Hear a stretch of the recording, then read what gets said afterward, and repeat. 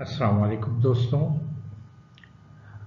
मैं सबसे पहले तो तमाम दोस्तों का शुक्रिया अदा कर दूं जिन्होंने मेरे channel play the game of accounting में जो मैंने प्लेलिस्ट डाली हुई है 23 वीडियो की, वो अकाउंटिंग इंग्लिश में है। उन्होंने उनको देखा है और 28 दिन में काफ़ी व्यूज़ भी मुझे आ गए और कमेंट्स भी कुछ आए, कुछ लाइक्स भी आए। अब काफ़ी दोस्तों की फरमाइश थी कि मैं कुछ उर्दू में अब अकाउंटिंग की वीडियो जो है उसकी कोई तरतीब बनाऊं। तो अब मैंने उर्दू में भी अकाउंटिंग की वीडियो शुरू कर दी हैं। ये उर्दू की मेरी पहली वीडियो होगी और सबसे पहले मैं चाहूँगा कि अकाउंटिंग का जो बेस है, अकाउंटिंग की जो बुनियाद है, डेबिट और क्रेडिट, मैं सबसे पहले हर एक को ये समझाऊं, क्योंकि ये एक बहुत बड़ा हर एक के लिए एक मसला है। मैं कई सालों से ऑनलाइन अकाउंटिंग भी पढ़ाता हूँ, ऑन साइट भी मैंने पढ़ाई बहुत।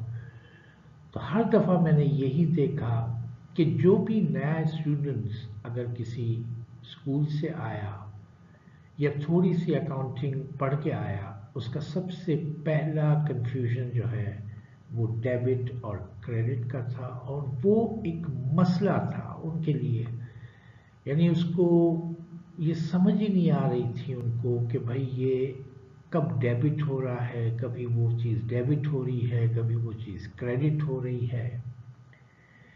तो मैंने सबसे पहले ये सोचा कि ये डेबिट और क्रेडिट की उर्दू में मैं वीडियो दूं, और सबसे पहले हम बात करेंगे कि डेबिट और क्रेडिट है क्या।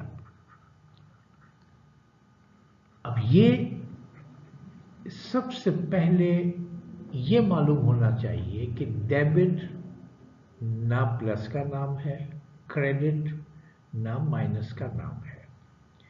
डेबिट और क्रेडिट एक टर्म यूज की गई है।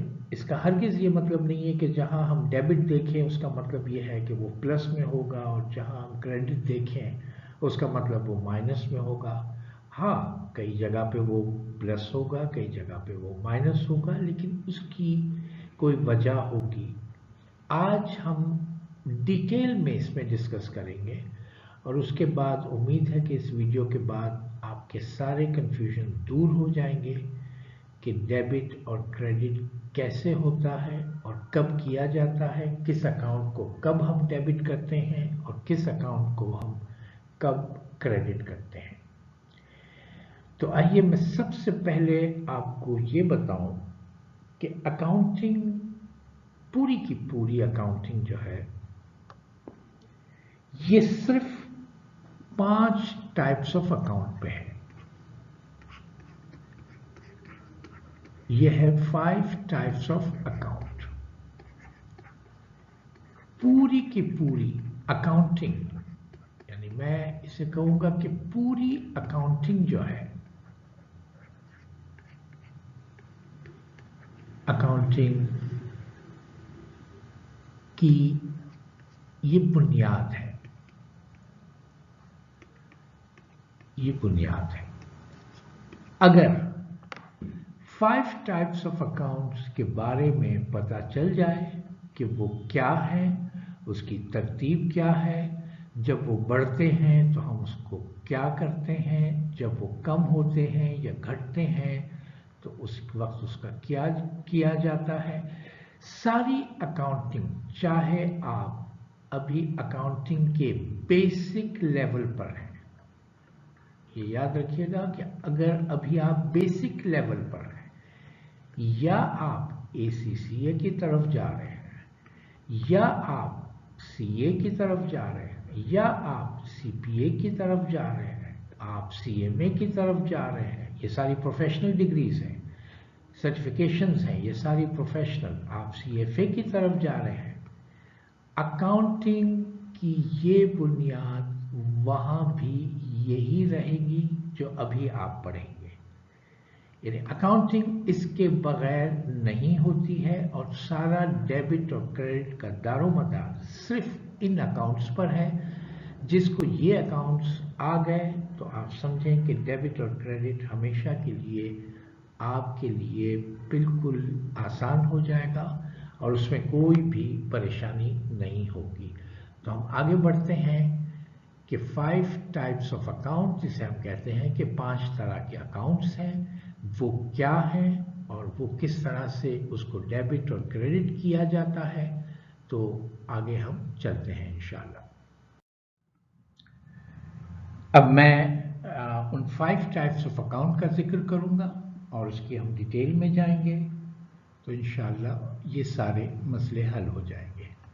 अब हम कहते हैं कि 5 टाइप्स ऑफ अकाउंट वो क्या है, पहले हम उसको देखते हैं। सबसे पहले असेट्स हैं, उसके बाद हम लेते हैं एक्सपेंसेस,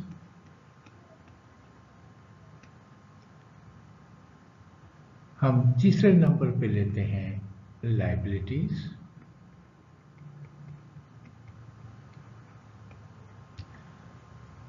उसके बाद हम लेंगे कैपिटल या इक्विटी, और 5वां नंबर आएगा रेवेन्यू या इनकम। उसको इनकम कह रहे हैं, रेवेन्यू कह रहे हैं, एक ही मायने है। उसको हम डिटेल में अभी जाएंगे तो सारा मसला हल हो जाएगा। अब ये देखें कि ये अकाउंटिंग की बुनियाद है। ये 5 अकाउंट के गिर्द पूरी अकाउंटिंग घूमती है। पूरी अकाउंटिंग सिर्फ इन 5 टाइप्स ऑफ अकाउंट पे घूमती है। अब हमें ये पता होना चाहिए कि ये 5 टाइप्स ऑफ अकाउंट क्या हैं और हर एक की हमें डिटेल भी पता होनी चाहिए। अब हम बात करते हैं सबसे पहले असेट्स की। हम ये भी समझ लें कि ये असेट्स क्या होते हैं, इसी तरह हम सारे हेड्स को लेके पहले ये भी समझ लेंगे ताकि आसानी हो जाए। असेट्स हम कहते हैं कोई भी हमारे पास वसाइल हो। बिजनेस में हमारे पास वसाइल होते हैं, जैसे हमारे पास कैश होता है हाथ में, बैंक में कैश होता है, हमारे पास स्टॉक भी होता है, फिर हमारे पास कोई फर्नीचर होता है, कोई मशीनरी होती है, गाड़ियां होती हैं। ये सारे वसाइल हैं। और असेट्स कैसे पहचाना जाता है? एक तो ये है कि असेट्स के लिए वो मिल्कियत में हो, जिसे हम कहते हैं कि हम ओन कर रहे हो। फिर असेट्स की कोई वैल्यू हो, यानी हम कहेंगे उसकी कीमत भी हो। और तीसरा ये है कि हम कहेंगे कि हमें मुस्तकबिल में उसका फायदा भी हो। हम कहेंगे कि मुस्तकबिल में उसका फायदा हो, यानी हम इसे कहेंगे कि हमें फ्यूचर बेनिफिट भी मिलता हो। जब हमारे वसाइल की ये खूबियां होंगी कि ये मिल्कियत में भी हों। अब जैसे कंपनी कोई बिजनेस कर रहा है, उसकी मिल्कियत में कैश है, उसकी वैल्यू है और उसका आगे मुस्तकबिल में फ़ायदा है। इसी तरह अगर उसके पास कोई स्टॉक है, उसकी वैल्यू है, फ्यूचर में उसको फ़ायदा है, मुस्तकबिल में उसको फ़ायदा है। अगर किसी ने उधार पे माल दिया है, उसके पास कस्टमर्स हैं, वो कस्टमर की मिल्कियत है उसी कंपनी की कि उसको कंपनी को ही पैसा देगा क्योंकि उसमें वैल्यू है और मुस्तकबिल में उससे फ़ायदा है। अब अगर हम करते हैं असेट्स की जो भी किस्में हैं वो हम बाद में आएंगे। हम इस वक्त असेट्स की सिर्फ मेन 2 किस्मों की बात करेंगे। एक असेट्स तो वो होते हैं जो आसानी से कैश में तब्दील हो सकते हैं। जो असेट्स ये याद रखिएगा कि जो असेट्स बआसानी कैश में तब्दील हो जाए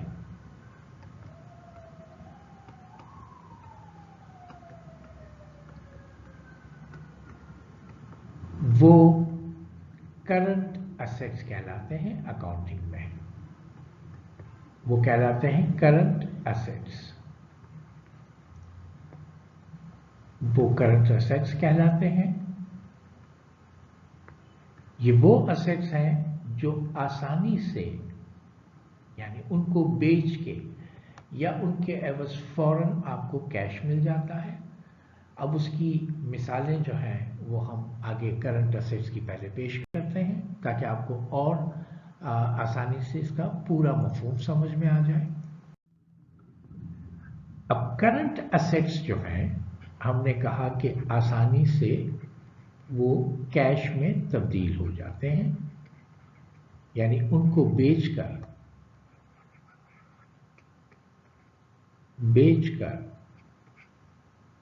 कैश मिल सके, ये करंट असेट्स कहलाते हैं। दूसरी तरफ एक असेट और है जो नॉन करंट असेट है।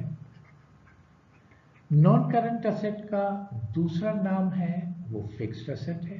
दोनों एक ही चीज है, ये याद रखिएगा। कहीं आप देखेंगे कि नॉन करंट असेट लिखा हुआ है, कहीं लिखा हुआ है फिक्स्ड असेट्स, दोनों का मफहूम एक है। ये वो असेट्स हैं जिनकी लाइफ लंबी होती है।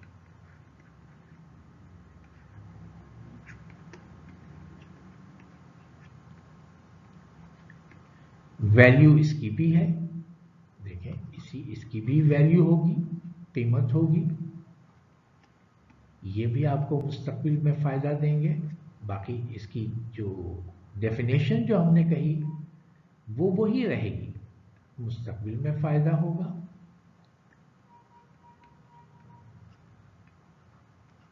मिल्कियत में होंगे, ये सारी खुसूसियत वही हैं।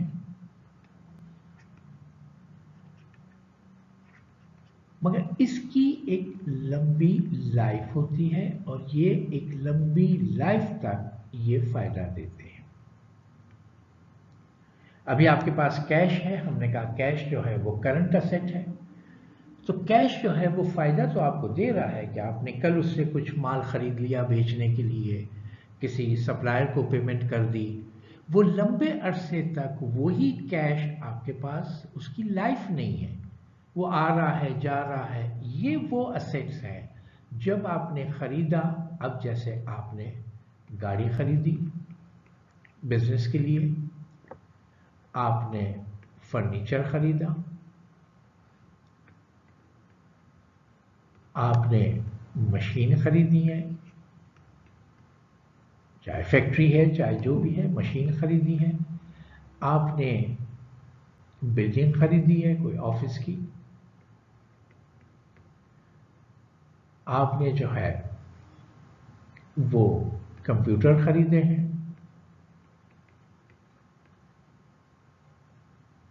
आपने एसी खरीदे हैं, एयर कंडीशनर, यानी ये जितने भी हैं आप देखेंगे कि ये नॉन करंट एसेट्स हैं क्योंकि इनकी अपनी एक लाइफ है और एक लाइफ तक आपको ये फायदा देते रहेंगे। ये इतनी जल्दी बिक कर कैश में तब्दील नहीं हो सकते। आपने एक बार अगर ऑफिस का फर्नीचर ले लिया है तो ना आप उसको बेचने के लिए जाएंगे, ना वो इतनी जल्दी बिकेगा कि वो कैश में तब्दील हो सके। तो इसलिए ये नॉन करंट एसेट के नाम से है और ये इसका दूसरा नाम है fixed assets. Non current assets को हम कहते हैं फिक्स्ड असेट्स। तो ये आपको याद रखना है कि ये क्या है। अब इसके बारे में डेबिट और क्रेडिट को हम समझेंगे और बारी बारी समझेंगे तो फिर आपके लिए इंशाल्लाह आसानी हो जाएगी। अब देखें कि असेट जो है वो कोई भी असेट हो, कोई भी एसेट हो, पहले तो ये याद रखिएगा, कोई भी एसेट हो। एसेट की और भी किस्में हैं, लेकिन अभी हम चूंकि एसेट के टॉपिक पे नहीं हैं तो मैं ज़्यादा इसमें नहीं कंफ्यूज करूंगा आपको। सिर्फ मेन जो दो एसेट्स हैं, करंट और नॉन करंट, या करंट और फिक्स एसेट्स, तो आपके लिए आसानी हो जाएगी। कोई भी एसेट हो, चाहे वो करंट हो चाहे ये नॉन करंट हो। नॉन करंट के आगे मैं फिक्स एसेट्स इसलिए लिखूंगा कि अक्सर तुलबा को फिक्स एसेट्स जल्दी याद रह जाता है नॉन करंट्स की निस्बत। कोई भी एसेट हो, जब कभी, अब ये याद रखिएगा, ये रूल है एसेट का, ऐसे ये पांचों के अपने रूल हैं। इस रूल को अगर आप याद कर लें, देखें अकाउंटिंग कोई रटने वाली चीज नहीं है। ये गलत है कि कोई कहे कि हम अकाउंटिंग को रट के कोई पेपर क्लियर कर लेंगे, नहीं। आगे आपको अगर डिग्रियां लेनी है, सर्टिफिकेशंस लेनी है, तो आपके कॉन्सेप्ट्स जो हैं वो क्लियर होने चाहिए। अकाउंटिंग के जो रूल्स हैं, बेसिक रूल्स, आपकी ग्रिप उस पर होनी चाहिए। उसके बाद अकाउंटिंग बहुत इजी हो जाती है। जब कभी कोई भी एसेट में इजाफा हो, अब आप ये देखें, इजाफा हो, इजाफे का हम ये साइन बनाते हैं कि एसेट ऊपर जाता है। तो जब इजाफा होता है तो हम उसको डेबिट करते हैं। ये रूल याद रखिएगा, जब कोई एसेट में इजाफा हो तो हम डेबिट करते हैं, और जब कभी कोई एसेट, अब ये एसेट फिक्स एसेट्स हो या करंट एसेट हो, कोई भी एसेट में कमी हो, यानी वो घट जाए, कमी हो, तो हम उसको ये निशान देते हैं कि ये कम हो गया, और उसे हम क्रेडिट करते हैं। ये रूल है एसेट का कि एसेट जब भी कभी बढ़ेगा, इजाफा होगा, इंक्रीज होगा, तो वो डेबिट होगा। एसेट में जब भी कभी कोई कमी होगी या कोई एसेट घटेगा या डिक्रीज होगा, तो हम क्रेडिट करते हैं। आपको डबल एंट्री बुक कीपिंग की भी मैं बाद में एक वीडियो उसके बाद वो करूँगा, शेयर करूँगा, कि इतना सिर्फ यहाँ डबल एंट्री का एक कॉन्सेप्ट बता दूँ कि हर एंट्री, जो भी हम एंट्री किसी भी ट्रांजैक्शंस की जब बनाते हैं, तो मिनिमम, कम से कम एक डेबिट और उसके अगेंस्ट में एक क्रेडिट होता है। और ये आपको पता होनी चाहिए बात कि डेबिट और क्रेडिट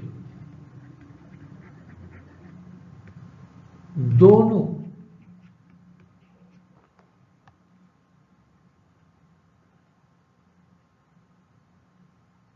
का टोटल एक हो। यानी ऐसा नहीं हो सकता कि अगर हमने डेबिट 100 रुपए से किया है तो क्रेडिट 80 से कर देंगे, ऐसा नहीं होगा। टोटल जितना भी होगा क्रेडिट का, वो डेबिट का टोटल इतना ही होगा। अब देखिए, मैं एक मिसाल आपको इसकी एसेट की दे रहा हूं कि कंपनी ने 5,000 कैश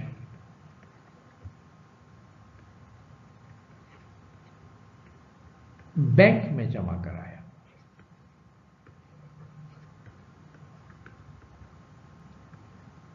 अब देखें, अब सबसे पहले हमें यह देखना होता है कि ट्रांजैक्शन है क्या। अब ट्रांजैक्शन यह है कि कंपनी ने 5,000 रुपए कैश बैंक में जमा कराया।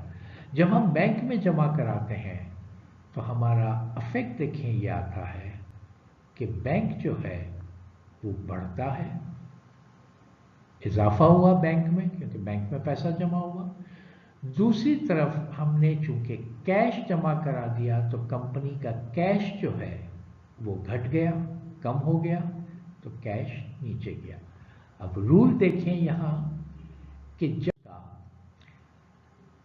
असेट में तो हम डेबिट करते हैं और जब किसी असेट में कमी हो जाती है तो हम क्रेडिट करते हैं। इसका मतलब ये हो गया कि हम बैंक को डेबिट करेंगे 5,000 रुपए से और कैश को हम क्रेडिट करेंगे 5,000 रुपए से। एक तरफ हमारा बैंक है, ये भी असेट है, ये भी असेट है, ये दोनों असेट है। ये बात ज़हन में रखिएगा कि कैश भी असेट है, बैंक भी असेट है और दोनों अफेक्ट हो रहे हैं, दोनों असरअंदाज हो रहे हैं। एक असेट बढ़ रहा है, एक असेट कम हो रहा है। जो असेट बढ़ रहा है उसको हमने डेबिट किया, जो कम हो रहा है या घट रहा है उसको हमने क्रेडिट किया। तो अब असेट का रूल ये फाइनल है कि असेट जब हमारा बढ़ेगा या इजाफा होगा तो हम डेबिट करेंगे और जब असेट में कमी आएगी तो हम क्रेडिट करेंगे। उम्मीद है कि असेट के बारे में अब आपको कोई कंफ्यूजन नहीं होना चाहिए।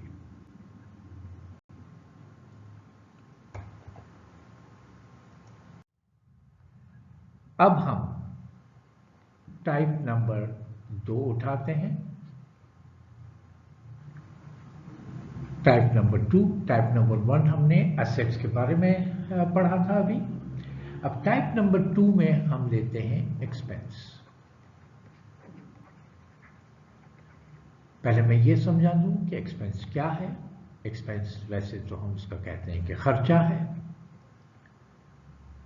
जाहिर है जो भी खर्चा होगा कंपनी का वो एक्सपेंस कहलाएगा। और एक्सपेंस के बारे में ये है कि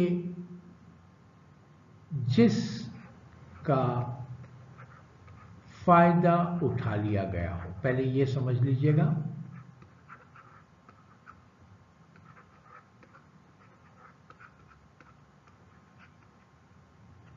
देखें, आपने अभी ऑफिस के लिए स्टेशनरी खरीदी तो स्टेशनरी थोड़ी सी अमाउंट की है, वो खर्चा है क्योंकि आपने उसका फायदा उठा लिया। आपने अपने मातहत लोगों को रखा है जो आपके पास जॉब कर रहे हैं या कंपनी में जॉब कर रहे हैं। वो पूरा महीना काम करते हैं। अब वो पूरे महीने की जो तनख्वाह है वो आपका एक्सपेंस है क्योंकि आपने उन लोगों की सर्विस से फायदा उठा लिया है कंपनी ने, तो वो तनख्वाह है। इसका मतलब ये हुआ कि खर्चे का मतलब ये नहीं है, ये जरूरी नहीं है कि वो अदा किया है या नहीं, ये जरूरी नहीं। ये बात जरा गौर सुनिएगा कि खर्चे का मतलब ये जरूरी नहीं कि अदा हुआ या नहीं। अदा हो गया, आपने फौरन उसके पैसे दे दिए किसी खर्चे के, तो वो भी एक्सपेंस है। और ऐसा खर्चा जो आप बाद में पे करते हैं, अब किसी मुलाजिम की तनख्वाह है, अगर ये महीना दिसंबर का चल रहा है तो वो पूरा महीना काम करता है। आप 31 दिसंबर को उसको तनख्वाह नहीं दे रहे हैं, आप उसको तनख्वाह देंगे 1 जनवरी को या आप तनख्वाह देंगे उसको 5 जनवरी को, लेकिन आपने फायदा उठा लिया है 31 दिसंबर तक का, तो ये दिसंबर का खर्चा गिना जाएगा। ये खर्चा है दिसंबर का, चाहे पेमेंट आप बाद में करेंगे इसकी। अब उसकी आगे के कैसे एंट्री बनती है वो हम आगे वीडियो में चलते रहेंगे, लेकिन मैं खर्चे का कॉन्सेप्ट आपको दे रहा हूँ कि खर्चे का ये मतलब नहीं है कि जिसको आपने अदायगी जिसकी कर दी वो खर्चा है, नहीं। आप इलेक्ट्रिसिटी बिल यूज कर रहे हैं, बिजली का बिल है, टेलीफोन का बिल है। आप पूरा महीना इस्तेमाल करते हैं। अभी नवंबर का अगर बिल आपको आया होगा, आपने दिसंबर में भरा होगा बिजली का या टेलीफोन का, लेकिन आप कहेंगे क्या कि मेरी नवंबर की बिजली इतनी आई, मेरा टेलीफोन का नवंबर का बिल इतना आया। आप ये नहीं कहेंगे दिसंबर का। आप पेमेंट कर रहे हैं 1 दिसंबर को, 2 दिसंबर को, तो इसका मतलब ये है कि जिस महीने का जो खर्चा हो अकाउंट में उसी महीने में लिखा जाना चाहिए, चाहे वो अदा हुआ हो या ना हुआ हो। तो ये एक जहन में रखिएगा कि खर्चा, एक्सपेंस हम इसे कहते हैं। अब इसका भी रूल जो है वो वही रहेगा जो असेट का है। अगर आपके एक्सपेंस बढ़ते हैं, इजाफा होता है, तो डेबिट किया जाता है। अगर एक्सपेंस घट गए यानी कमी हो गई, तो हम करेंगे क्रेडिट। असेट और एक्सपेंस का एक ही रूल है। अब आप देखें कि अगर मैं आपसे ये कहूं कि आपने इलेक्ट्रिसिटी बिल की पेमेंट की है कैश से, ये देखें आपने बिजली का बिल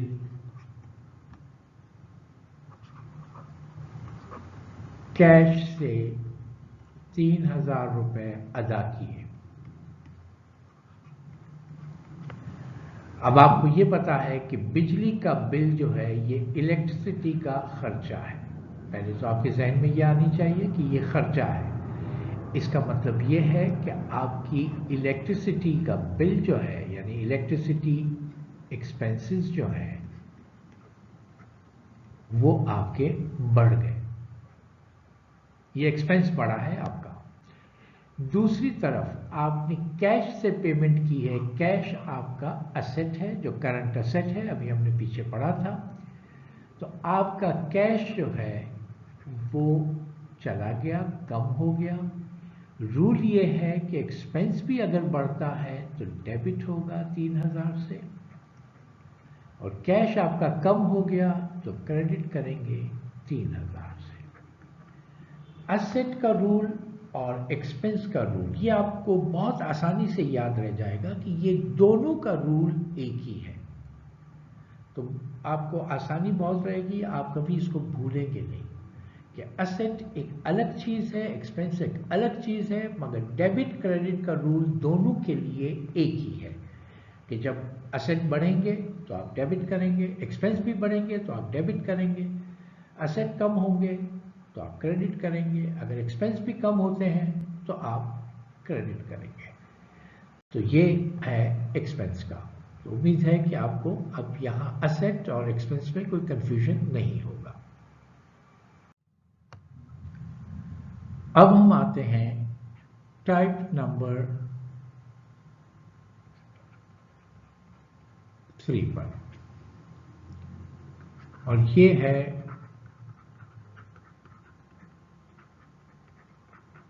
लायबिलिटीज।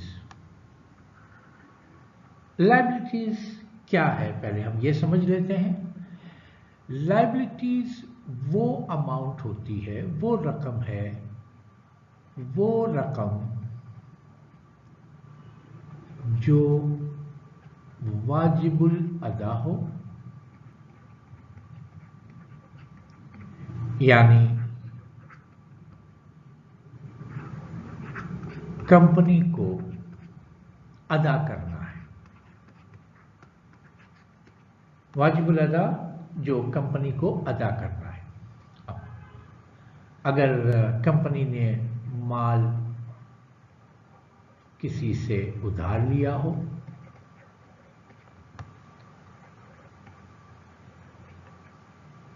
तो जिससे उधार लेंगे उसे वापस भी पैसा करना है। हो सकता है किसी से कर्जा लिया हो कंपनी ने। ये सारी बात हम कंपनी की कर रहे हैं, ये पर्सनल बातें नहीं है। कंपनी की बेस पे ये बात हो रही है कि किसी से कर्जा लिया हो, चाहे बैंक से लिया हो या किसी से भी लिया हो, वो भी लौटाना है, कर्जा है। ये सारी चीजें जो है हम जिस अकाउंट में भी डालते हैं वो लायबिलिटी का अकाउंट है, वो अकाउंट है लायबिलिटी। यानी हमें वो कंपनी को वो माल वो पैसा अदा करना है जिसके एवज कंपनी ने फायदा ले लिया है। और अभी तक यानी हम ये कहेंगे कि कंपनी ने फायदा ले लिया है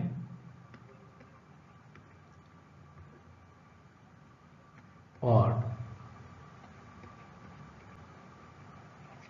अदायगी बाकी है, यानी अभी तक अदायगी नहीं की है। तो इसलिए ये जो है मामला, ये लायबिलिटी कहलाएगी। और लायबिलिटी का रूल ये है कि अगर लायबिलिटी बढ़ती है, लायबिलिटी इंक्रीज होती है, लायबिलिटी में इजाफा होता है, यानी इजाफा हो लायबिलिटी में, तो उसको हम करते हैं क्रेडिट। अब ये देखें कि मैंने पहले कहा था कि डेबिट का मतलब ये नहीं है कि प्लस, क्रेडिट का ये मतलब नहीं है कि माइनस। यहाँ आप देख रहे हैं असेट और एक्सपेंस में तो वो रूल था कि डेबिट का मतलब इजाफा प्लस, लायबिलिटी में क्रेडिट का मतलब इजाफा है, यहाँ डेबिट का मतलब इजाफा नहीं है। ये आपको याद रखना है। और अगर लायबिलिटी में कमी होती है, यानी आप किसी भी सप्लायर को पैसा वापस कर देते हैं तो उसे हम कहेंगे कि कमी हो, तो उस वक्त हम डेबिट करेंगे, उस सप्लायर के अकाउंट को हम डेबिट करते हैं। जिस सप्लायर को हमें पेमेंट करनी होती है, देखिए आप जब हम परचेज करते हैं किसी भी चीज़ पे तो दो तरीके होते हैं, वो हम बाद में ये सारी वीडियो आती रहेगी, या हम परचेज अकाउंट को डेबिट करते हैं या फिर इन्वेंट्री अकाउंट को डेबिट करते हैं। दो तरीके होते हैं उसको, क्योंकि यहाँ आप ये कहेंगे कि हमारा माल बढ़ा तो हम डेबिट करते हैं, और हमने फ़र्ज़ करें कि हमने किसी ए ब्रदर्स से माल लिया है तो ये सप्लायर है ए ब्रदर्स, हम क्रेडिट करते हैं उसको। क्यों? कि ये हमारी लायबिलिटी है और ये हमें पेमेंट करनी है। ये लायबिलिटी के अंडर में ये अकाउंट इसका खुलेगा और ये हम क्रेडिट करेंगे। जब हम उसको पेमेंट कर देंगे, जब हमने उसको पेमेंट कर दिया, अगर अब इसके अकाउंट में पैसा पड़ा हुआ है, अब हम पेमेंट कर रहे हैं, तो हम लायबिलिटी को कम करेंगे। तो उस वक्त हम ए ब्रदर्स को डेबिट करेंगे, और चूंकि हमारा कैश कम हो गया तो कैश हमारा क्रेडिट हो जाएगा। ये पेमेंट की सूरत में है, जब हम पेमेंट करेंगे। तो ये मुझे दिखाने का मकसद ये है कि ये देखें, जब लायबिलिटी हमारी बढ़ गई तो हमने क्रेडिट किया क्योंकि उधार पे माल खरीदा, तो ये लायबिलिटी में इजाफा नज़र आ रहा है।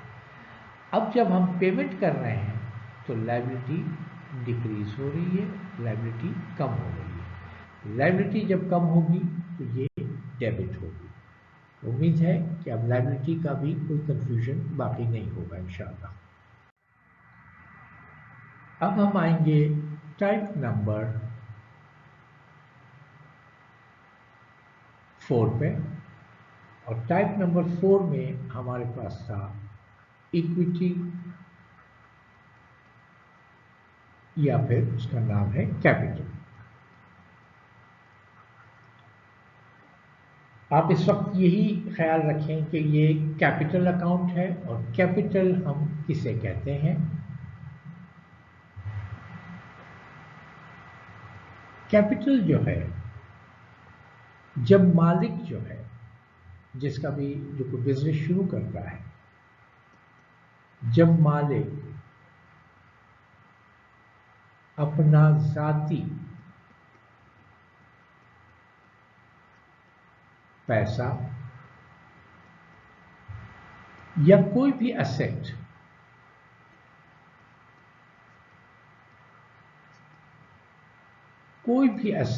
जरूरी नहीं है सिर्फ पैसा लगाए, वो फर्नीचर भी अपना ज़ाती दे सकता है कि ये मेरे ऑफिस के लिए मैं रख रहा हूँ, वो पैसा भी दे सकता है, वो बैंक में पैसे भी डाल सकता है जिससे उसको बिजनेस शुरू करना है। तो ये सारी चीज़ें, चाहे वो कोई भी असेट है, असेट को हम असासा भी कहते हैं उर्दू में, जब मालिक अपने ज़ाती पैसा या कोई भी असेट कारोबार में लगाता है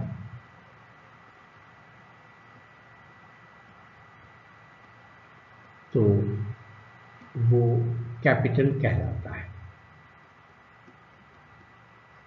वो कैपिटल कहलाता है, ये याद रखिएगा।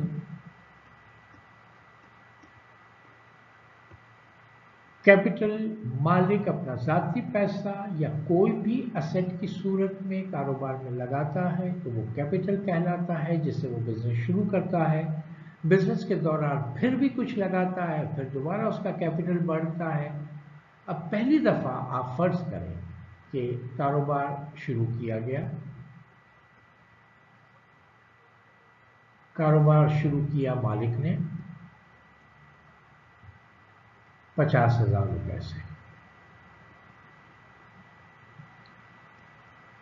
उसने कंपनी में 50,000 रुपए डाले कि मैं कारोबार शुरू कर रहा हूं। अब यहां आप कैपिटल का रूल ये है कि अगर कैपिटल में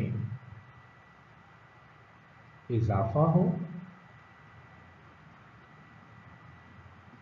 कैपिटल अगर इंक्रीज होता है तो क्रेडिट होगा।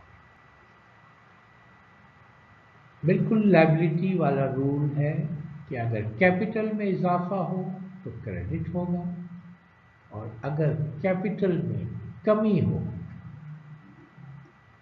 यानी डिक्रीज हो, कैपिटल कम हो जाए तो उस वक्त हम डेबिट करते हैं। ये याद रखिएगा, कैपिटल का भी डेबिट क्रेडिट का वही रूल है जो रूल लायबिलिटी का था। तो इंशाल्लाह अब आप भूलेंगे नहीं, क्योंकि दो सिर्फ ऐसे हैं जो इंक्रीज के वक्त डेबिट, डिक्रीज के वक्त क्रेडिट होते हैं, वो असेट और एक्सपेंसेस हैं। और बाकी ये जो तीन हैं, लायबिलिटीज हुआ, इक्विटी या कैपिटल हुआ, और रेवेन्यू अब आगे आएगा वो हुआ, इन तीनों के रूल एक ही हैं। तो इस तरह अगर आप तरतीब दो की अलग रखेंगे, तीन की अलग रखेंगे तो बड़ी आसानी से वो याद भी हो जाता है और वो फिर भूलता नहीं। अब आप देखें कि इसने 50,000 रुपए से कैपिटल लगाया, इसका मतलब ये है कि कंपनी में कैश आया, कैश इंक्रीज हुआ, कैश असेट है, तो हम डेबिट करेंगे 50,000 से। जब कैश आया तो मालिक का अपना कैपिटल भी बढ़ गया, कंपनी में कैपिटल में इजाफा हुआ है। पहले कंपनी में कोई कैपिटल तो था नहीं, अब कैपिटल बढ़ गया मालिक का, तो कैपिटल को हम क्रेडिट करेंगे 50,000 से। इसलिए हम कैपिटल को क्रेडिट करते हैं कि कैपिटल का रूल है। अब आपको जब सारे रूल्स पता चलेंगे कि क्यों कोई चीज़ डेबिट हो रही है, क्यों क्रेडिट हो रही है, तो फिर इंशाल्लाह भूलने का कोई चांस नहीं रहेगा। और आगे हम बढ़ते हैं टाइप नंबर 5 पे। दोस्तों, ये टाइप नंबर 5 आखिरी टाइप है, और अगर ये पांचों टाइप के बारे में आपका कॉन्सेप्ट क्लियर हो गया कि इंक्रीज के वक्त, इजाफे के वक्त क्या करना है, और जब उसमें कमी हो जाए तो क्या करते हैं, कब डेबिट कौन सा हेड होता है, कब उसको क्रेडिट होता है, ये इन्हीं पांचों में से ही कोई होता है अकाउंट्स में, तो फिर आपको इंशाल्लाह ये मसला नहीं लगेगा। अब ये है रेवेन्यू, या उसे हम दूसरे अल्फाज में कहते हैं इनकम। अब इनकम या रेवेन्यू है क्या? देखिए, जब कंपनी जो है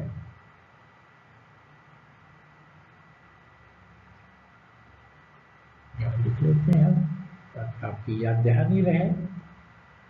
जब कंपनी किसी को कोई माल बेचे या सर्विस पैसों के एवज देती है तो वो रेवेन्यू या इनकम कहलाती है।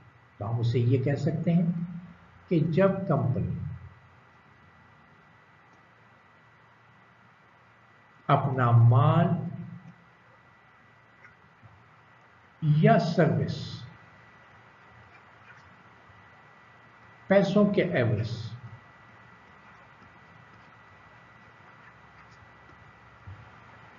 पैसों के एवज का मतलब ये नहीं है कि वो कैश में दे। पैसों का एवज का मतलब ये है कि उसका वो उसके पैसे लेगी, यानी कंपनी अपना माल के अगेंस्ट में उसके पैसे लेगी या जो सर्विस दे रही है उसके अगेंस्ट में पैसे लेगी। या पैसे फौरन मिलते हैं या उधार पे माल बिक रहा है, वो एक अलग मसला है। तो बात एक ही है, उसे हम यही कहेंगे कि कंपनी अपना माल या सर्विस पैसों के एवज जब देती है किसी को भी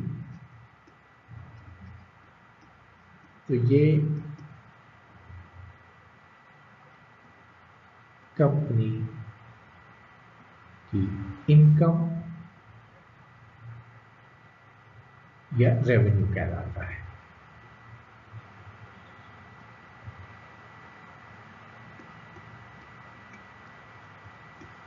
चाहे कैश में दिया हो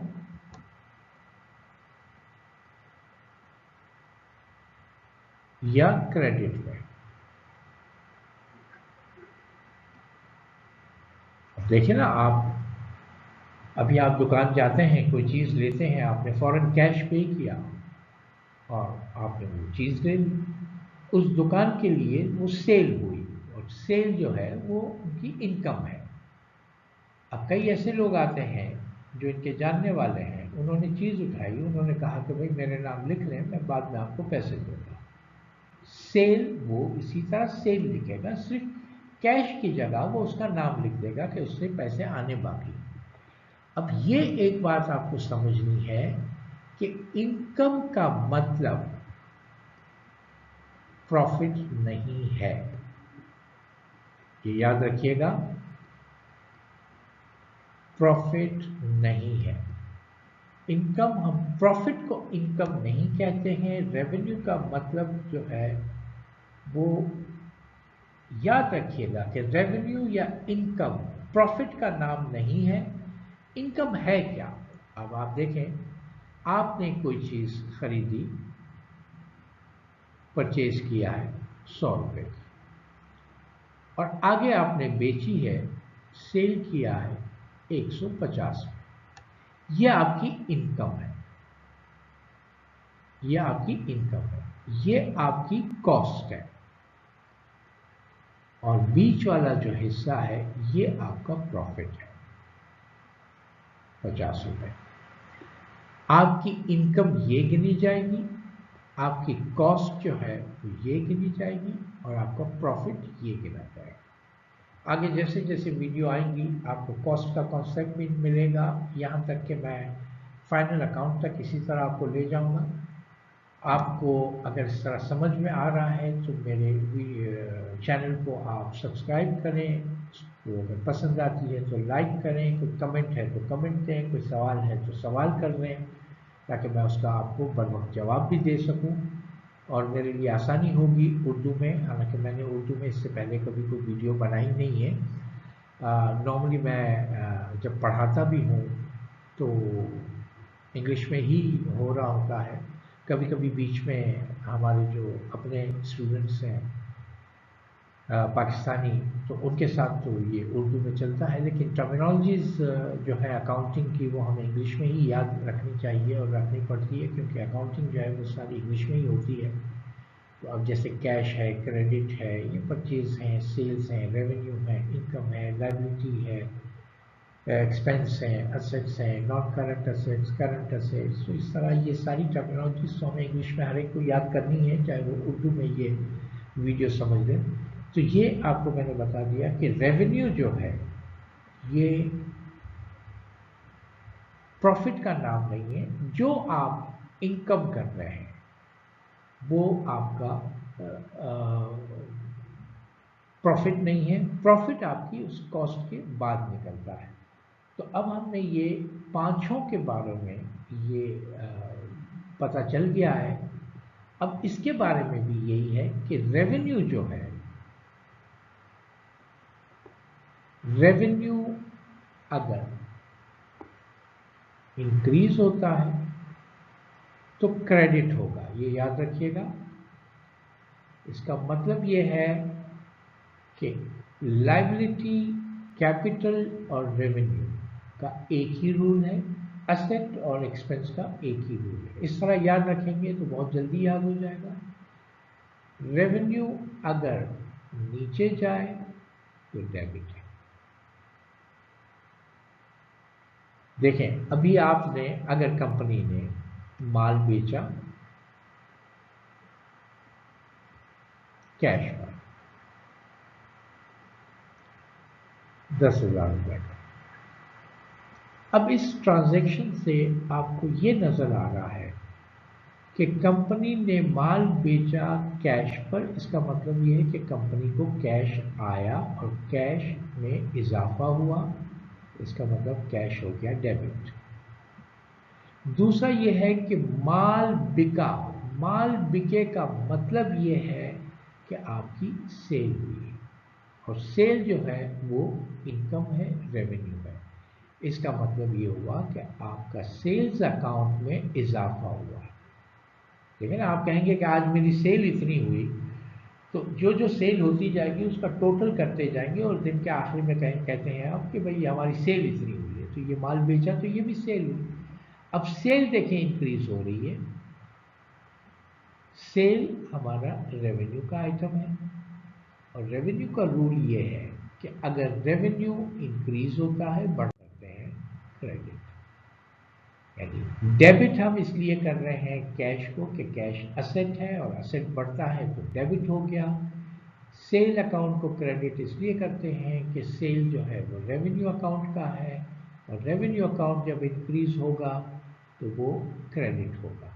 उम्मीद है यहाँ तक आपको सारी चीज़ें समझ में आ गई।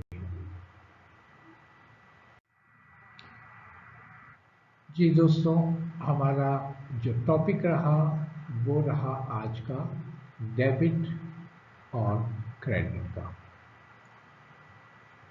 जिसमें हमने 5 टाइप्स ऑफ अकाउंट जो हैं, 5 टाइप्स जो हैं अकाउंट्स के, जिसमें सारी अकाउंटिंग जिसकी गिर्द घूमती है उसके बारे में हमने पूरा ये देख लिया कि कौन सा अकाउंट कब डेबिट होगा, कौन सा कब क्रेडिट होगा।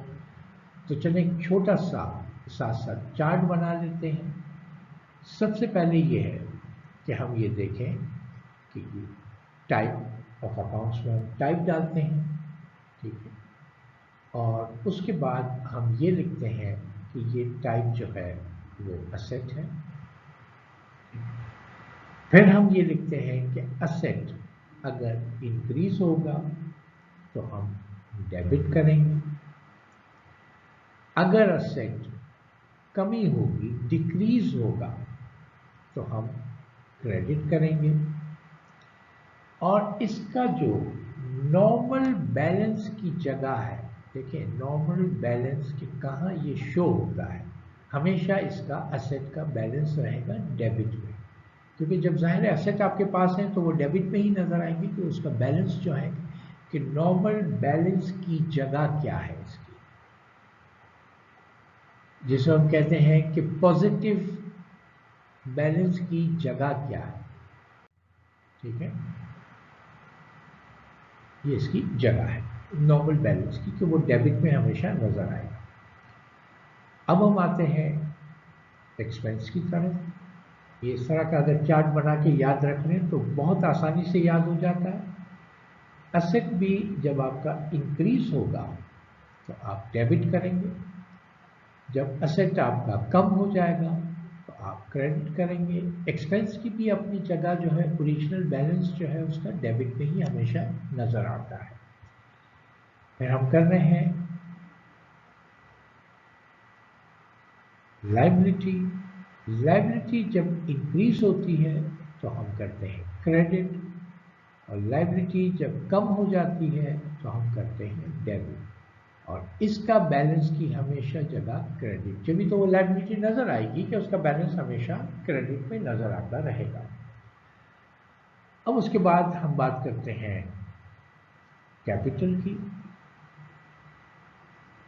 कैपिटल भी जब इजाफा होगा, इंक्रीज होगा कैपिटल में, तो वो क्रेडिट पे होगा। कैपिटल में जब कमी हो जाएगी तो कैपिटल को डेबिट किया जाएगा। कैपिटल की अपनी असली जगह भी क्रेडिट है। अब कैपिटल के बाद हमारा है रेवेन्यू। रेवेन्यू का रूल भी यही है कि जब रेवेन्यू में इजाफा होगा वो क्रेडिट होगा, जब रेवेन्यू में कमी होगी तो हम डेबिट करेंगे, और रेवेन्यू की अपनी जगह भी क्रेडिट है। उम्मीद है कि आपको ये डेबिट और क्रेडिट का जो कॉन्सेप्ट है वो अब क्लियर हो गया होगा, और अब ये भी जहन में नहीं रहना चाहिए कि अकेला लफ्ज़ डेबिट जो है वो प्लस का नाम है या क्रेडिट जो है वो माइनस का नाम है। ऐसा नहीं है। हमें टाइप ऑफ अकाउंट के हिसाब से देखना है कि उसके डेबिट का क्या मतलब है और उसके क्रेडिट का क्या मतलब है।